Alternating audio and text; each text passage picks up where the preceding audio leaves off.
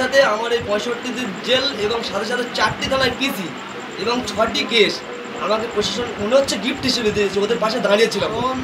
আজকে মালা খুব খুশিতেই মানে দেওয়া হয়েছে। আমরা ভোগালীপুর অঞ্চল থেকে এসছি। আজকে আমাদের রাহুল ভাই যে গত 14 তারিখে 14ই এপ্রিল যে আমাদের সোনপুরে একটা ওয়াকআপ বিল নিয়ে আন্দোলন ছিল, সেই তার প্রসেসে সোনপুর না শিয়ালদা থেকে সোনপুরে হয়েছিল। সেখান থেকে আমাদের রাহুল ভাই আমরা দেখেছি এবং মানুষও দেখেছে সকাল থেকে, সেই দিন 14 তারিখে সকাল থেকে রাহুল ভাই কীভাবে জনগণকে মানে শান্ত করানোর জন্য পুলিশদেরকে সহযোগিতা করে কত সুন্দরভাবে সেখানে প্রোটেক্ট দিয়েছে ভোজরাটের ওখানে।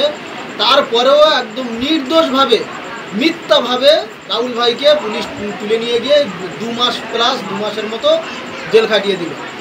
তার জন্য আমার ভাই আজকে বাড়ি এসছে, আমরা ভাইয়ের সঙ্গে দেখা করতে এসেছি। আমরা একটু মিষ্টি নিয়ে ফুল নিয়ে, এটাই আমাদের ভালোবাসা। আমাদের আইএসএফের নেতা নেতৃত্বরা একটা কর্মীও যদি জেল খেটে বাড়ি আসে, তাকে ফুলের মালা দিয়ে মিষ্টি দিয়ে আমরা তাকে স্বাগতম জানিয়ে তাকে বাড়ি ফিরিয়ে দেই। এটাই আমাদের ভালোবাসা। এই ভালোবাসা মানুষকে মানে মানুষ আমাদেরও দেয়, আমরা এই ভালোবাসা দিয়ে মানুষকে জয়ী করতে চাই। এছাড়া মানে কি বলবো, ভাই যে মসজিদের জন্য, মাদ্রাসার জন্য, ওয়াকফের জন্য যে লড়াই করতে গিয়ে জেল খেটেছে, এটাই আমাদের নসিবে এখনো হয়নি। আর নসিবে হয়েছে, তার জন্য আমরা খুব খুশি এবং ভাইয়ের সঙ্গে ওই জন্য দেখা করতে এসেছি। আমাদের আরও ভাইরা সব এসছে, ভাইয়ের সঙ্গে দেখা করতে এসেছি। এই যে আপনি দীর্ঘদিন ধরে জেল খেটে এসেছেন, আপনার পাশে দেখতে পাচ্ছি যে বিভিন্ন জায়গাতে আইএসএফ নেতারা আসছেন, কি মনে করছেন, কতটুকু ভালো লাগছে? ব্যাপারটা হলো এই, আমি যদি চুরি করে আজকে জেলে যেতাম বা মানে কোনো কাজের সঙ্গে লিপ্ত হয়ে যদি জেলে যেতাম, ব্যাপারটা ছিল আলাদা। আমি গিয়েছি অ্যাকচুয়ালি মুসলমান সম্প্রদায়ে, আপনারা নিশ্চয়ই দেখেছেন পার্লামেন্ট থেকে যে বিল পাশ করেছে নরেন্দ্র মোদী, সেই বিলের প্রতিবাদে আমাদের ওয়াকফ বোর্ডের মানে এক ব্যাপারে শিয়ালদায় আমাদের একটা বিক্ষোভ প্রতিবাদ ছিল। সেখানে যাওয়ার উদ্দেশ্য করে আমাকে জেলটা খাটানো হয়েছে। সেই উদ্দেশ্যে আজকে ভাইরা আমাকে দেখতে এসছে, খুবই আনন্দিত। তারপরেও একটি কথা আপনাদের মিডিয়ার মাধ্যমে আমি মেসেজটা দিতে চাই। আমাদের ভাঙড় থানার মধ্যে আন্ডারে যে কটা থানা আছে, 9টি থানা আছে। 9টি থানার যিনি সুপার কন্ট্রোল করছে আমার ডিআরও নলমুড়িতে, ডিআরওর সঙ্গে সঙ্গে যে ডিসি এবং এসি আছে, তাদের উদ্দেশ্যে আমি বার্তাটা দিতে চাই। সেদিনকে সকাল থেকে যে রাত পর্যন্ত যে আমি পরিশ্রমটা পুলিশের হয়ে যেটা করেছি, আমি ওনাদের কাছে প্রশ্নটা করতে চাই যে আমার কি তার পরবর্তীতে আমার কি ওই প্রশাসন গিফট হিসেবে কি আমার এই 65 দিন জেল দিয়েছে? আমি প্রশাসনদের উদ্দেশ্যে বলতে চাই। সাথে সাথে আমার এই 65 দিন জেল এবং সাথে সাথে 4টি থানায় পিসি এবং 6টি কেস আমাকে প্রশাসন মনে হচ্ছে গিফট হিসেবে দিয়েছে। ওদের পাশে দাঁড়িয়েছিলাম বলে আজকে আমাদের মতো ছেলে প্রশাসনের পাশে দাঁড়িয়ে থেকে যদি 65 দিন জেল কাটতে হয়, তাহলে আগামী দিন আপনারাই চিন্তা করুন যে আমাদের মতো ছেলে বা সাধারণ কর্মীরা কীভাবে প্রশাসনদেরকে সাহায্য করবে। তারপরেও আমি বলবো না যে প্রশাসনদেরকে সাহায্য করবে না, অবশ্যই আমি তারপরেও বলবো আমাদের ভাঙড় থানার ডিআরও বা ভাঙড় থানার মধ্যে যে কটা থানা আছে সব থানাকে বলবো, স্যার আপনারা যখনই অসুবিধায় করবেন আমাকে বা আমাদের নেতৃত্বদেরকে বা কর্মীদেরকে ফোন করবেন, আপনাদের পাশে অটোমেটিকলি আমরা আছি।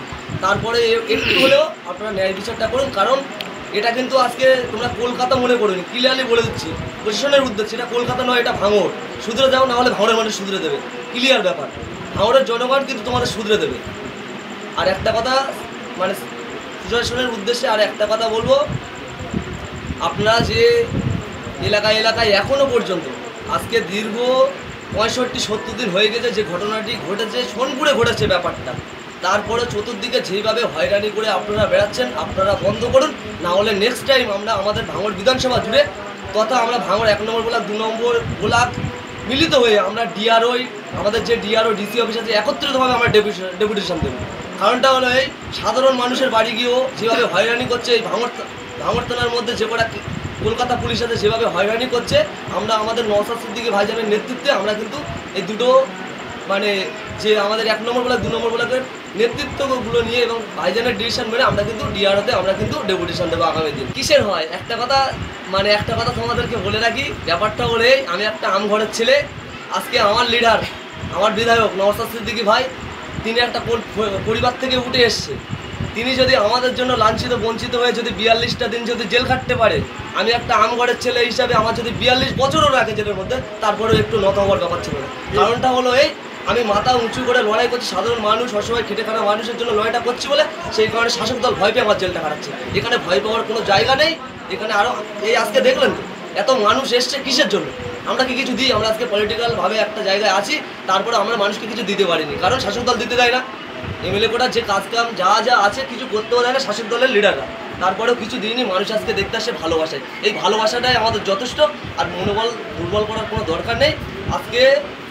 আজকে ধরুন এই কত তারিখ, 18 তারিখ, আগামী যে 26-এ যে বিধানসভা ভোট আছে, এই ভাঙড়ের মানুষ তার প্রতি উত্তর বা সারা পশ্চিমবাংলার মানুষ এই প্রতি উত্তর কীভাবে দিতে হয় এই শাসক দলের মুখে ঝামা বসে দেবে 26-এ।